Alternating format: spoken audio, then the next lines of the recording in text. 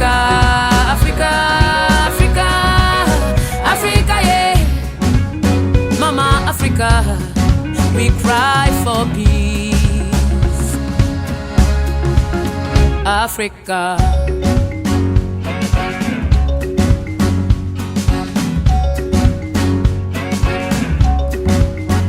The land is good. So without much ado, ladies, and of course, gentlemen from our global office, please welcome with me Madam Rose Obah, Madam Rosaline Obah, who is a very strong peace advocate. I mean, I see her walks, I see her conversations. She's always leading the change in this aspect. And not just is she a peace advocate, she is also the president of the YAWC Network Cameroon chapter. So yeah, it's an honor to have you here. Good evening, Madam Rose. How are you today? Thank you so much for joining us. How are you today? I'm good. Thank you so much, Mary, your leader, Nigeria. I always call you my Niger sister. You are my Cameroon sister. Yes. Thank you. I'm so grateful and honored to be on the platform of the YAWC Nigeria Network chapter. We all are sisters, and so we should be there for one another. The reason why anytime, any day, I'm always ready to partner, to enjoy our company from Nigeria, be it anywhere, because the spirit is one. So I really want to be grateful to be in the midst of all our sisters from Nigeria. And we also have other members out of the Nigerian YAWC Network chapter. A special thank you for joining. And it is because we all love to be part and parcel of peace building processes. And we also want to be part and parcel of anything that has to ensure not only our security, but that of the general society. And so I just want to believe that we are all here to contribute towards making our society a better place. So I think we should ride on to business, and I definitely will be using not less than 30 minutes, after which we shall have a small discussion, a question and answer session, and definitely some feedback and sharing of experiences, because we are all living in very trying moments where we have different issues concerning violence, conflict, and even the health crisis. So how do we come in as women, as girl children, as young women leaders to shift the narrative for the better? Thank you. Thank you very much. Thank you very much, Madam Rose. Thank you. I mean, I love the spirit of solidarity already. Thank you so much. So before we now go into this conversation of how, as women, we can, be a part of this challenge, how can we contribute our quota? I think I'd like you to take it with us from the part where you really became interested in peace advocacy. How did it start for you? Did you have an experience that led, because you are doing strongly, you're a very strong advocate of peace. You're always in the conversation. You're always leading the discussion on it. What was it for you? What really brought you into this sphere of community service? I think one thing I must say is passion. One thing I must say is the cultural and institutional setup of our community. And one thing I must add is the capacity that has actually strengthened what I'm passionate about, and that is peace building and conflict transformation. And of course, one of the primordial aspects of what I used to like, which has actually formed me up till today, is do no harm. Whatever you are doing in this life, are you always thinking about the consequences on another person?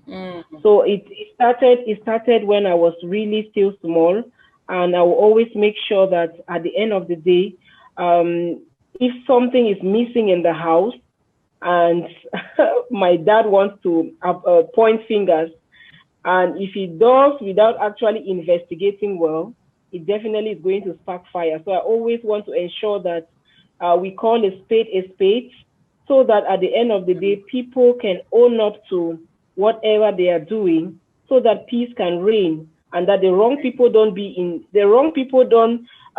wrong criminals don't walk on the street. while the innocent ones are in prison. So this actually molded me up to the point whereby I got into peace building activities more than 5 years back. Getting into 5 years back, I mean actually getting professional expertise in that domain. Because even if you're passionate about something, you need to add some expertise to it so that you can be well versed to transfer the knowledge, adequate skills and competencies to another person. I want to thank God that it's been a smooth ride, even though with some little hitches. As a woman peace builder, that you and I know. So we definitely need to always see how we can be able to use maybe some of our qualities as women that God has given us to see how we can be able to break the ties that are tearing people apart day in, day out. So this is what I've been using. Sometimes people say I always would like to let things in and stuff like that. But I think this has actually touched me in the sense that sometimes it is not aggressiveness.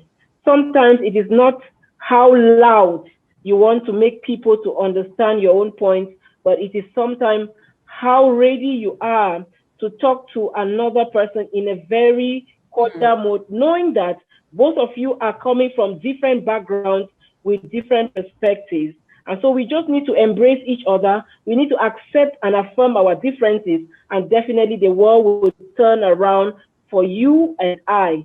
So that is how I've been living, and I make sure that even if it becomes so tough and then they smash my feet as a peace builder, I would not fight back, but I definitely think that I use it to rather educate the one that is smashing people's feet, thinking that excessive use of power can be able to broker peace within any community. So I just want to believe that normally I'm not the first, and I'm not going to be the first. Yeah, right. I'm not going to be the last, because it is what it is. It is what is in women that God has given them these rare qualities to be able to be exceptional peace builders in their different communities.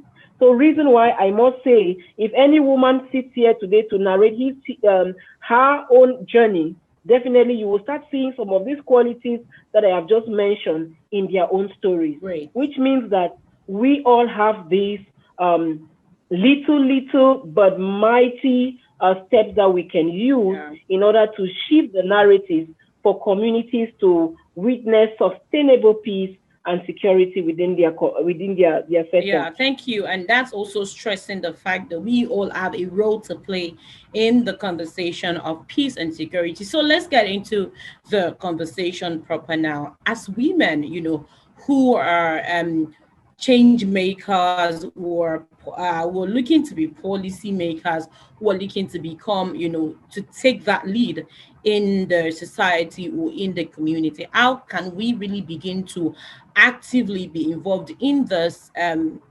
conversation of peace and security? What are those things that we can do majorly that is going to show, aside from the advocacy, aside from just the talking about it, what exactly is the role of women in peace and security? Before you go, I see Oluwatobiloba raising a hand. Please, if you have a question, or if you want to make an observation, you can just drop a chat in the comment section. I'm going to take it from there, or you can also as well message me personally. I'm going to definitely see it and take it from there. And of course, I like to say that please help us to to always comment in the chat box. Let's know that you are following. Let's know that you are still here. Of course, as much as people cannot turn on their videos, when we see the chat, we know that you are still here. So please, thank you. I see the comments rolling in now. So thank you very much. All right, over to you now, Madam Rose. The role of women in peace and security. Thank you so very much, Mary. It's a pleasure to be on board as I officially begin this special presentation. And please, like Mary says, we should all be very attentive, jot down your contribution to have together. And I have just one goal today for all of us, and that goal is for us to engage women, all of us listening to this presentation, in peace and security efforts at individual, at local, at national and international levels. So we are going to leave this place encouraged to ensure that we step up our efforts in peace and security. We can begin, they say charity always begin at home. So we must begin at individual level, then we move to our local communities, and definitely to national and international levels, where we can be able to showcase whatever best practices that we have in other communities, be it countries or regional borders. And of course, there is just one objective that I have for us today, and this is to enable all of us as participants to acquire knowledge. And the second method for conflict cannot go out there to increase or actually show our know-how in peace and security efforts without beefing up our knowledge, our skills, and of course, learning some methods on how we can actually broker peace in our community or even manage a crisis. And so the first thing is that peace, of course, is a concept of societal friendship and harmony in the absence of hostility and violence. Sometimes we can't hear peace in a place where you have violence, where people are loud, are aggressive. Of course, peace always reigns around where there is harmony, and peace always reigns around where there is the absence of hostility and violence. We do not see peace in any of these places, hostility and violence. Of course, in a social sense, peace is commonly used to mean a lack of conflict, for example, such as war, and freedom from fear of violence between individuals and groups. I am trying to break down this word so that we can be able to understand where we are going to. And so if we get from peace and then we talk about security, of course, we as women, when you ensure peace, definitely you will be moving towards ensuring someone's security. And security is freedom from or resilience against potential harm caused by others. If we want to be security experts, definitely this should be your motive, to ensure that you do not only protect yourself, but you also try to make sure that you protect others to be in a safe space. And so beneficiaries of security may be persons or social groups, objects and institutions, ecosystems, or any other entity or phenomenon vulnerable to unwanted change. And so let us get into the crux of the matter. What can we say as, or even have as the role of women when it comes to peace building, when it comes to security? The first thing is that we have one very big advantage, and that advantage is our number. Number in the sense that we constitute a majority of the population everywhere, and therefore negating women of an opportunity to actively participate in peace building, especially peace and security issues, is denial of sustainable peace to the whole society. You can imagine not giving a safe space to women and girls who constitute a denial of society. So giving that safe space for women and girls definitely would tell you in our entire spaces. In Lisa Cage and Margie, the role of women in peace building, 2005, and they highlighted a number of reasons why women should definitely be involved in peace building and security issues. The first thing is that because women are the central caretakers of families in many cultures, everyone suffers when women are oppressed, victimized, and excluded from peace building and security operations. Their centrality to communal life makes their inclusion in peace building and security issues more essential. And so this is the reason why we need to always uphold the presence of women in every peace building and security process in every country. And because women have the capacity for both violence and peace, just like any other person, women too must be encouraged to use their gift in building peace and security. If we have all these abilities to push for peace, to push for security, and we don't have the safe space, definitely nothing will happen. So we need that safe space. We need that push from stakeholders, from even our men, from even every actor in the society to give us that safe space for us to be contributors in peace building and security processes.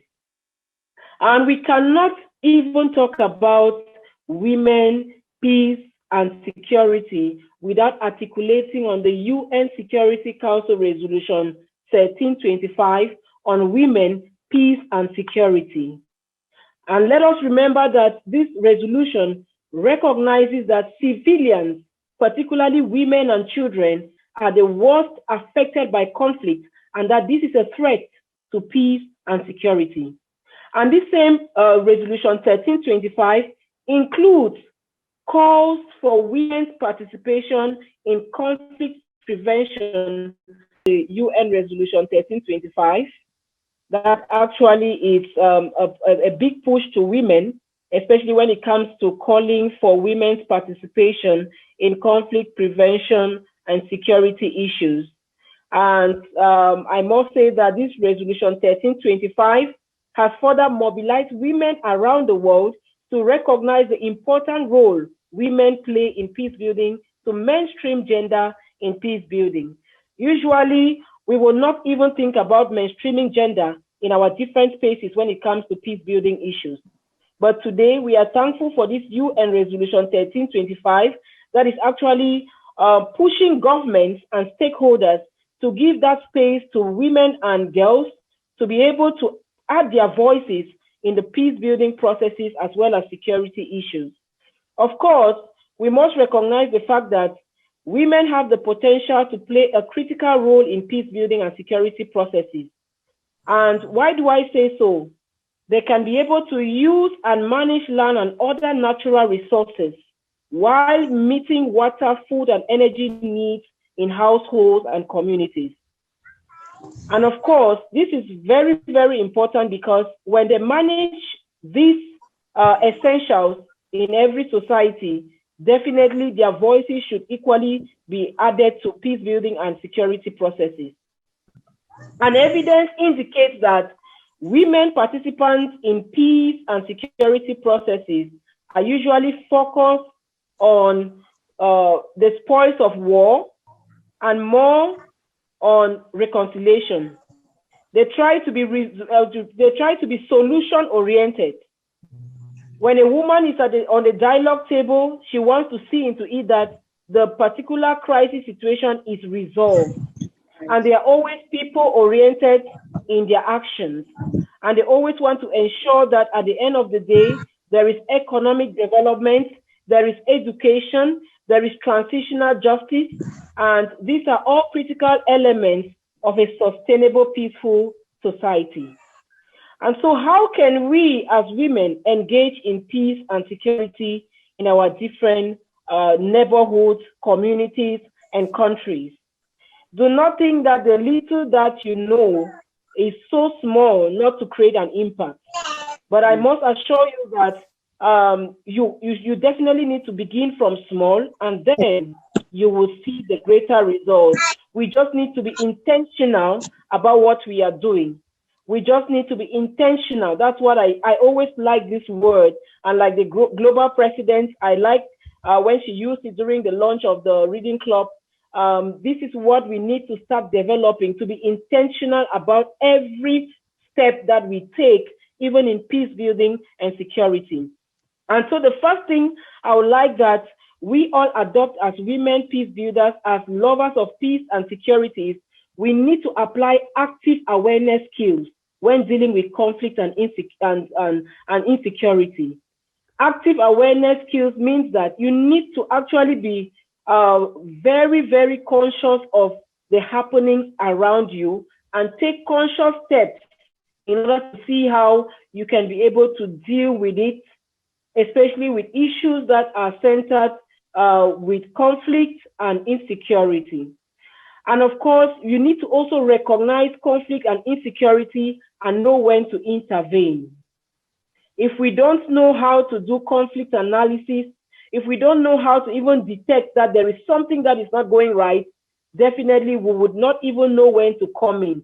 And so we need to even build our capacity in how to analyze conflict, on how to look at the surface conflict and the deep-rooted causes of conflict, without which we will definitely just be gunning for surface solutions, which will just end in a cosmetic manner. So we need to be, as women peace builders, be very intentional in focusing our attention in raising that consciousness that wherever we go, don't just start and then you come to a situation and you want to address it without even knowing the background of the situation. Let's be very, very versed with the action on the ground, the background, what happens, the parties that are involved, the shadow actors, the main actors, those who are fueling the conflict at the background. We need to be well versed with it.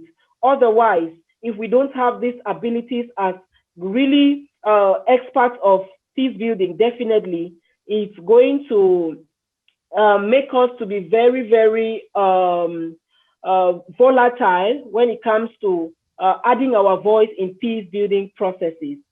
And of course, there is need for us to create an effective action plan and most importantly, produce an agreed upon solution. If we don't have any action plan, then we do not even know what we are doing. For example, if you are going to a community that has a farmer-grazier conflict, down to see what, after doing some work in order to bring the two parties together. So you should be able to do your homework before you arrive at the scene of the crisis. And of course, we need to work together with other women. We need to work together with other stakeholders. We need to work together with other, with the parties that are in conflict. Don't lean on one side. Try to see how you can be able to broker peace and be very, very objective. Don't sit on the fence. And don't say some people are rebels and some people are the good guys. Try to see how you can be able to bring two people together and use that your talent as a soft-spoken a woman in order to see how you can bring two people together. Women have been known for years past as very soft-spoken, as very convincing. You can bring a woman to an issue here, just the way she talks, her approach definitely changes a long-standing conflict. That is because of the talents, the inborn talents that God has given us in order to help to bring people together for peace to reign. And of course, we need to listen to everybody's point of interest, moving our focus from positions of interest. When we as women peace builders, we want to actually engage in peace building issues as well as security issues, please know that everyone that is involved in that process equally has a voice, equally has something to say. And so be very kind enough to be an active listener, that you can be able to give your ear to some other person, and that person too will be kind enough to give his or her ear to you. And secondly, when women develop that particular tendency, it instills trust. People can be able to open up to you with the deep-rooted things that are buried in there. Women can be able to uncover them because of the way or the manner in which you actually cuddle and talk with the parties that be. And of course, moving away from our position of interest, this has to do with sometimes we as women peace builders, we become so emotional about the way we address conflict issues. We already get to solving an issue with already a solution, a prepared solution to give, because we have already taken one side. So we need to be very objective. We need not sit on the fence, but we need to make sure that we place common good over personal interest. And for all this to happen, there are 6 principles that we need to take into consideration. The first thing is that we need to always make sure that we accept that we can do it. We can do it, because most of the times we lack the self-esteem. Most of the times we believe that we cannot do it. And most of the times this causes us to actually shy away from the process even before it begins. And so this brings me to this, that we cannot control something if we are not accepting that it is happening. So let us accept that this particular issue is happening, then we can be able to come in and see how we can broker peace. You simply don't have handle for it. Denial is one of the most common answers to crisis and insecurity. Unfortunately, one of the most toxic. So we need to first of all accept. Reason why some conflicts have gone for over the years, because I take the case of Cameroon. For example, the socio-political crisis in the Northwest and Southwest. You will see a minister tells you that there is no Anglophone problem. It will drag and go on for years and years. And at the end of the day, you finally accept that truly there is an Anglophone problem. So we need to come to terms with the fact that we have to be able to accept that there is a problem that we need to diagnose and solve, without which we would definitely just be playing to the gallery. And of course, one thing we need to do is, there are people who have moved from here to Rwanda, really shaped the history of Rwanda, and no one will even believe that Rwanda went through untold crisis today. And this is because people are going to Rwanda because of one thing. That is the lesson and the principle we need to cultivate today. We need to browse through similar crises in our experience. What has this country faced that they have suddenly just solved the issue? What is working for them that we think that can easily be applied to our own setup, if the situation, of course, is a bit similar to what happened and is already a history in that country? And this comes to the point of sharing best practices. The first thing to do when hitting a crisis is to look back in your own history. Have you been there before? Why? What did you do to escape it? How is the current crisis different from the last one? These are some of the critical questions that we need to ask ourselves, without which, if we don't ask ourselves these questions, we will not know the way forward. We will not even have that voice in order to contribute to a particular dimension that leads to sustainable peace. And so we need to be very conscious that there are success stories. Look at the story in Liberia. We cannot talk peace without Lema Boy. What they did as women in order to make sure that peace is something that you cannot talk about in Liberia that did not picture the efforts of women. And so we need to start seeing our efforts to rise from our comfort zones to see what we can do in order to shift the narratives in our own communities. Why not bring some of these best practices, the leaders, to share some of their success stories and see what you can get that can change the life of your own crisis situation in your country. Of course, another issue is that we need to browse through similar crises in other people's experiences. Try to find out how other people dealt with that. Read on, listen, ask questions, be curious, because these questions will help. You can sit in a tight corner and you don't know the way forward. And you will not blame anyone, because no one who doesn't express his or her challenges would definitely get any solution. And so we need to also compare notes with people who have passed through such experiences. And we need to put on a new thinking hat, or the famous thinking outside of the box. Don't think that as it was yesterday, it will be today and it will be forever. We need to start exploiting new solutions, new strategies, and even strategies that have not worked before. Let us try to start putting on rare thinking caps as women, because we have inborn talents that help us to be ingenious in the way we do our things. And of course, do not fail to seek for help. Reach out, be open and honest about your situation. When I mention this, I'm trying that we look at the little things that are really like challenges around us before we even get out there in big spaces that have bigger challenges and crises. Many times crises are erupting exactly because we try to do too much on our own without interacting with other people. For example, there is one thing that is killing we as women.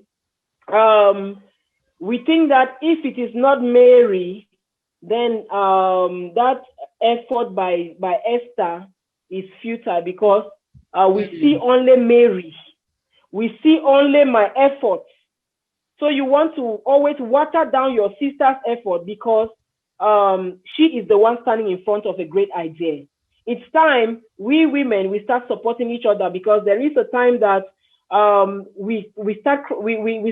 before we were crying foul that men, they don't give us the open spaces, but we discover at some greater extent that we women are the ones pulling others down, other women down. We don't want to work in synergy, and synergy is what works, especially when it comes to peace building and security issues. We need to make sure that A harmonizes or harnesses efforts with B in order to realize whatever effort that needs to be done in any peace building process. No one is an island, and so we need to embrace each other's strategy, each other's efforts, and each other's expertise. Let's not water down ourselves, because first of all, there are so many critics who come out there to say, women, yes, you form the majority. Why can't it even happen in a country that you don't have female presidents all over the place? We start asking ourselves, building is not even existing in women groups, because we quarrel day in and out as a result of the fact that we compete rather than complement each other. So we need to start functioning at the point whereby if I am not too competent in this area, let's say mediation, let's say do no harm, at least I can share with my sister who is competent in peace building, and we work in synergy. That means we complement each other. But if we live in a world of competition, we would definitely be seen as the weaklings. We will always be seen as those who cannot even offer any contribution, meaningful contribution to peace building and security processes. We need to, first of all, kill that canker worm that discourages our collaboration as women for women. Let us work as women for women, and definitely we'll go out to the society to all join as women for the community. Let us see how we can cut the ropes. Decisions are taken more often than not. Crises are arising specifically because we get too attached to habits and context. We need to start changing our mindset. We need to start changing our mindset, because we just want to be static. We don't want to rise to move from that traditional steps that we always want to take to get to explore many other strategies that are in place. The nature of modern conflict and insecurity has changed. Most casualties are now civilian, of which the most vulnerable are women. As witnesses and victims to conflict, they are overlooked as participants to peace processes. Why is it happening like that? We need to start asking ourselves some pertinent questions. And so this. So before we get into the part where we get to talk about those questions we need to access, so let me interject a bit because I see that the chat room is really buzzing. It shows that a lot of people are following. So I really need to say thank you to every one of you. And I'm just going to be doing a quick glance through at the chat box. So we have a question already. We have a question from Sabina, who says that how can women navigate around cultural hegemony to promote peace? And I remember running into an article some time ago, reading about cultural hegemony, what is happening in the United States, where a group of people are ruling over the other people, and they don't even have the right to complain.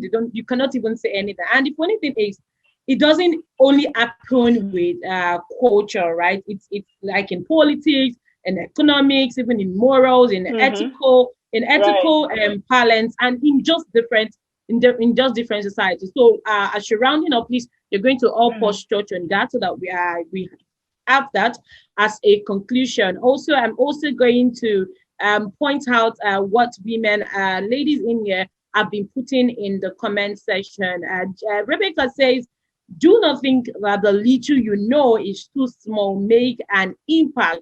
And that's corroborating the topic or the context that Madame Rose stated the other time, where she says that accept that you can do it and please take up responsibility and know that you can do it. Also, Madam Rose, when you were talking and then you cited the example of Rwanda, it's so interesting that today when you get to Rwanda, you can't even hear anybody say, oh, I belong to the Hutu or I belong to the Tutsi. It's been so perfected, so interesting a culture right now. Yeah. When you get there, you really just identify everyone as, Rwandan. And it's beautiful to know that that was not what it used to be, and I really think that other communities, other countries, continents begin to look at what, others have done, how they've been able to do it, just like you mentioned, how they've been able to do it and, come to a reasonable solution as to, lasting peace in the community. Also, I'm going to note out what Sabina has also said. Yeah, Sabina, I see you have been here. I love it. So she said that another tool has to do with staying neutral, irrespective of our identities and belongingness, because I get it, a lot of us, there's that part where you want to support that which you belong to, even though technically sometimes it may not be totally right. So maybe when we begin to come to a level playing ground as women to say, you know what, I'm not going to be biased there. I'm just going to say this is what we should do. You are wrong, you are right. And then we come together to make that peace. Empathy is also a good tool that we need to use in peace building. But I saw a comment at some point that when you said, oh, women, you have a calm voice and tender voice, but I hope that our calm voices as women is not taken as weakness, right? Because sometimes you need to increase the velocity of your voice. As much as you do not want to, be a peace agent, it is active conversation, it is active advocacy, it is actively playing a major role in it. And yes, amplifying your voice also does it. Building synergy, collaborations, and partnership is very important. Thank you very much, Tyrell, for dropping that. Thank you so much. Okay, we have a question here also. So I'm just trying to put everything together so that as you're rounding up, you would also, touch on the question so that we don't put people here for too long. And of course, I need to say thank you, special thank you to everyone who's been here since we began this particular webinar. I hope you are learning a lot. She says, Meron says, women's body are always used as a battlefield. This is currently happening in Ethiopia now. What are your thoughts on the current conflict in Ethiopia? This is really getting interesting. And I wouldn't mind if Meron can probably, talk to us about what's happening in Ethiopia, because again, I love the fact that we have people from different parts of the world in this particular webinar. And the reason we are here together as one is because we want to learn from each other. We want to hear what's happening. How has it been going in your place? And let's see how we collectively can join our voice in the conversation of peace building. So over to you, Madam Rose. Okay, thank you so very much. I'm really, really delighted to get the very rich contributions from our participants, our members in the house. Yeah. Of course, there is so much happening out there when it comes to taboos around the cultural, the social, the political, the structural setups when it comes to acting like speed breaks to women's smooth participation in peace building processes. And one of it is as a result of the fact that sometimes the way they shape the policies in some countries definitely gives women or gives the stakeholders an upper hand to sideline women. So a reason why in some countries, like in Cameroon, we try to make sure that if it is cultural, we start digging into traditional councils, traditional administration to see how they can be able to change some of the policies and customs that are hindering the woman from actually being part and parcel of peace building processes. The same equally has to do with political and socio-economic processes that also deter the woman from coming to the limelight to be part and parcel of peace building processes. And reason why I support one person who said we need to start speaking up, because if we don't speak up, they'll keep smashing us till the day that they'll smash us like ants and we die. So if we don't speak up, definitely, and speaking up doesn't mean you just speak up anyhow. Speak up to the right quarter. Right. We have different structures that have been put in place for us to channel our cries, our speed breaks. I think we need to use those arms. And of course, there are also times where, for example, in Cameroon, we use even female parliamentarians, female ministers, in order to see how we can use them to echo our voices, especially on the challenges that we are facing while on the field as peace builders. Because not everybody can go to such assemblies, but then if you tactfully use some of those actors that are women, they can be able to echo our plight. They can be able to echo some of the issues that cause us to be looked upon as shadow actors in the peace building and security processes. And so I would like to say that even echoing the issue around Ethiopia, women being used, their bodies being used, we should know that even in every conflict, women have been used in various ways. Slaves, battered, as cooks, as female soldiers, and the fact that at the end of the day, like Mary said, I laughed when she said, this our soft-spokenness should not be taken for granted. Mm-hmm. There is a difference between being soft-spoken and speaking right.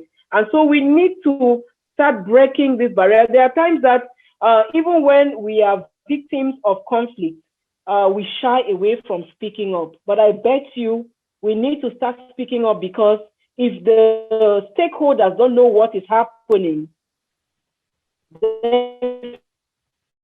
definitely they will not come to our aid. Reason why the plight of the women and children, their voices need to be echoed directly.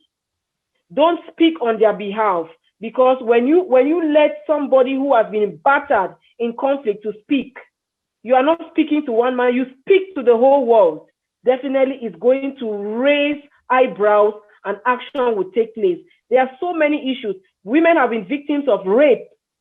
A lot of women have been raped. Even today, we have just heard of an 80-year-old woman in Cameroon who has been raped and who has been raped severally by a young guy.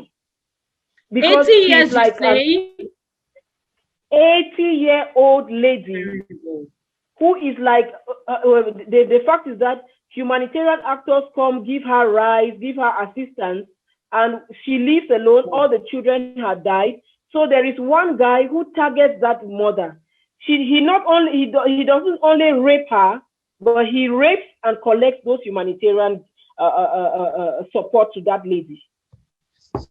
So it is so these are the kind of things that we say, if we don't echo these things out, honestly, nobody is going to come to our aid. It's terrible to discover that an 80-year-old woman is being raped by a young guy. Not once, every now and then. And so somebody has already blew the trumpet, and strategies are being put in place in order to make sure that the perpetrator is trapped. So these are the kind of things. Had it been she kept it all in her, nobody would have known. So we need to start speaking up. If something is touching your human rights, they say women's rights are human rights. If something is touching your right to participate in processes, please be kind enough to speak up. Because if you don't speak up, nobody comes to help somebody who has not spoken up. Right. That's right. Speaking up in one voice means that we need to rally, because stakeholders, the government, they start raising, you start raising their consciousness when you start hearing this group talking about the same thing, that group about the same thing. Every now and then, of course, it's going to change or shift the narrative. So we should use this, our power. I say using soft-spoken voice, not because it's a weakness, but because we have that capability. For example, even in conflict, to see both parties in conflict, we have that that talent and skill to go quietly. We know some of these boys who are actually perpetrators of conflict. We can talk to them. But most often than not, in our cases, they are women who are harboring criminals, who are harboring some of these fighters in their houses and wouldn't even speak. So there are times that even we as women, we need to be truthful to ourselves, because some of us even glory in having some of our children function as generals. So we need to be very truthful to ourselves, be very intentional about what we are doing, without which we would just be playing to the gallery. We need to open it, say it as it is, because we have that power to visit the stakeholders, to visit the government. We have the power to visit even the non-state armed groups. And that is where I say our ability to speak like in a soft-spoken manner can actually help to bring age-old enemies together. Right. So honestly, we have suffered quite enough, but let me tell you, we can be able to change the tide. And this is because we have other tendencies that can be able to change the face of things. I take the case of Cameroon. Before, it used to be a taboo for women to bury their children, to dig the graves. But today, women are digging graves. Sisters in convents are digging graves to bury their children, to bury their fellow community members. Today, the trends are changing. Women are now breadwinners because all the men, some have either died, husbands or children have died, or have gone into the bushes to fight. And now we take up this economic role or family roles to now be the heads of families. So it is changing, it is shifting the trends. And so we need to take up these roles and make good use of it for the better, and not only for the betterment of ourselves, but for the entire community. So one thing I must say is, in as much as we are bearing the highest bronze when it comes to crisis, when it comes to conflict, honestly, we need to take it and use it in another way to change the face of the actions, the violent actions that are taking place, and many people are losing their lives and people are burnt to ashes. How many women psychosocial therapists, or how many people do you have as psychosocial therapists or trauma healing therapists do you find in countries? Most of them are what? They are women. That tells you something. Right. That tells you that they are capable of actually restoring somebody in trauma to have a new life or to have a rebirth. So it tells us that we have that strength. And so I want to say that we can bring a new understanding of peace and security in any conflict, and with it, insight into the causes and possible solutions. And I will end by saying that women as survivors of conflict as witnesses to violence, as mediators to any persistent disputes, as guardians of their social communities, and more so, as providers for their family when a conflict is raging, all have huge contributions towards breaking the vicious cycle of conflict. So this is what we can do in just this one sentence that I have used. There is so much we can do in order to make sure that we turn the tides, to break the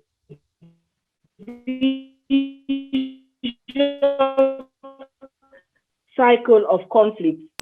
So thank you very much. At the next couple of minutes, we can be able to discuss more. Thank you so much, Madam Rose. Thank you so much for doing justice to that. Thank you. Thank you so much. This is such a robust and educating conversation, I must say. So right now I'm going to be going through the chat room again. Sabina, it's so great to know you. It's so great to meet you. Well done with your work as a psychosocial therapist for conflict victims. Thank you. Well done for all your works. And Maron, thank you all the way from Ethiopia. Thank you for dropping that link to us. Don't worry. I know the people have a lot to say. We're going to open the room for your contributions because that is really why we are here. And I like that this conversation is really getting interesting. Maron has dropped a link in the comment section. So if you really want to read about what is happening, the crisis in Ethiopia, please check the link. You can just, copy it and paste it on your browser, and then you can read it up. Thank you very much, Maran, for that information. Okay, so Tyrell has said it's important to harness the differences of women to broker peace. Some women are very local and active. Some women, others are gentle and soft-spoken but firm. These diversities are important at different points of the peace process and must be honest. So another thing is going to be you understanding that diversity and knowing exactly when to use it. This is really interesting. Thank you. Thank you very much, Taiwo, for that. All right. So I jump over to this comment by Taiwo again. Okay, I'd read that earlier. Okay, so Yepu says that we as women work towards bringing our fellow women down.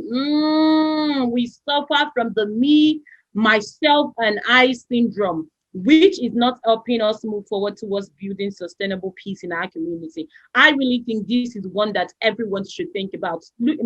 Take a look at your life. Do you think, are you suffering from this one? Are you that one who's always saying, it has to be me, myself, and I, just me alone? And then are you the one that is bringing your fellow woman down? My darling, you are not doing well at all. You are not doing well. So Yepu is saying that let's call attention to this part. You should not be the one who is drawing the other person down. Instead, be the one who is a support system to the other person. Also, Sabina says, are we all aware that women possess the best negotiation skills? Oh, this is so interesting. Let's make good use of these during peace building. Negotiation skills are really skills that you cannot do without, especially when it has to come to conversation about peace building, because you really want to be able to get into the heart of this party and then that other party, and then, coming to a conclusion or to a central point which is fair to both sides. So yes, negotiation skills is key. Thank you very much for pointing that out. One unique attitude characterized by women is a spirit of sympathy. This is also a tool towards peace building. Women, okay, I want to ensure I do not miss any contribution at all. So Karma says women must cultivate the can-do attitude. The problem with most women is that they are afraid to be questioned or insulted. It's time to speak up no matter the consequences. This particular comment, when I saw it, made me remember some things I read in history, where in Nigeria, back then in history, we had the women who fought, with tears and blood. I remember back then with the Abat trade women who said, what, we as market women are not going to go on to pay taxes because what? We are the breadwinner and you still want us to pay taxes back then in the days. And, they fought. They had to fight. We have stories of different women who have fought and won battles. So this is calling us again to say that, what? It may take us through some rigorous process, but the fact that it's taking us through this rigorous process does not mean that we will now keep quiet. We'll continue to speak up. We'll continue to amplify our voices, and we'll continue to lend our voice to the conversation of peace building. Thank you very much for dropping that Karma Timeless. Okay, Rebecca, women must accept that we can do it, foster peace and security. Without women, there can be no total peace, and without peace, there can be no development. This is one of the cardinal reasons why women must be involved in peace building and other peace processes. Thank you so much for dropping that, Mama Yawo. Thank you so much. Okay. Do not think that the little you know is too small to make an impact. Okay, I touched that before. Thank you, Rebecca, for dropping that. And Pedmia also says that women are also the central caretakers of family, and everyone is affected when they are excluded from peace building. This is to stress the fact that we really need to be involved in the peace building conversation and also in the process. Indeed, peace cannot be complete if the voices of women is not heard. Thank you very much, Shatu, for dropping that. And I really like the fact that we all have been engaging the comment section, and I do not take you for granted at all. Thank you so much. And of course, I need to also thank Madam Rose. She is the president of the YAWC Network Cameroon chapter. We all are grateful. Thank you so much for coming. And I love the fact that you didn't come because you came with troop of others. I can see yeah, thank you so much. Okay, so before we go, I also need to remind us that the YAWC 2021 Congress is here. Ladies, you don't want to miss it. Wherever you are, wherever place you are based in Nigeria, in Cameroon, in Sierra Leone, in Ethiopia, wherever you are, YAWC 2021 is here and the registration has started. So please just link up with anyone we invited you here, or with the chapter lead of your location. You're going to get the link. But then as well, I can equally drop the link here quickly so that you don't miss that. So all you probably need to do is just do a copy the link and then paste it in your browser. You're going to see the process to register and of course secure a space for yourself. You don't want to miss it at all. You don't want to miss it at all. It's happening this year in Ghana. It's happening in Ghana, and every YAWC time is always an interesting time. It's always a beautiful time. I mean, anyone who has attended it before knows. So that's the link. You see the link to register. You see it right there. Just click on the link and then you follow. Also, I want to encourage every one of us to be active members of our chapters, whichever chapter you belong in. Please be an active member. Please, if you know you want to say something, if you want to contribute, just let me. You can raise your hand. I'm going to ask you to unmute so that we don't have it rowdy. Before we close, I just want to hear maybe one or two persons share their contributions towards the conversation of today. So while I'm waiting for that, who has something to say? Who wants to say something? Let me see you. Okay, Sabina, I see you. You want to say something, right? Yeah, I recently did some research on conflict and mental health, and I deduced that one of the techniques to promoting peace building had to do with reframing. And reframing technique means that, every actor in the conflict has a position with which they stick to. And some of these stands or positions are so biased that we tend not to listen to the other when it comes to the resolution or the management table. So then it's a responsibility on us all that at a point in time, we need to rethink and reframe all those attitudes, all those thoughts that we have gathered on our mind. And this is a psychological thing. It has to do with the brain or our cognition. But once we are able to think around perhaps our already existing position, we'll be able to realize consciously that not all of the positions we are sticking to are right. And that is the beginning of peace building or even peace management. So it's something we can also reflect on. Thank you. Thank you very much, Sabina, for dropping that on reframing. Thank you so much. Thank you. We appreciate your contribution. Thank you so much. Okay, so Charities asks, what date is the Congress this year? It's starting on the 29th of August. 29th of August 2021, and it runs through till 2nd of September 2021. So it's 29th August to September 2nd September 2021. All right, thank you. Okay, thank you very much for that. Okay, who also wants to have the floor before we call this a close? Before we call this a close, I also need to recognize the presence of our global leaders. Thank you very much for joining us, the global vice presidents. Thank you so much. I saw our around. Yeah, I saw a comment. Thank you very much, Madam Evelyn Oye. We celebrate you. Thank you. And also everyone in the global community right there in Ghana. Thank you.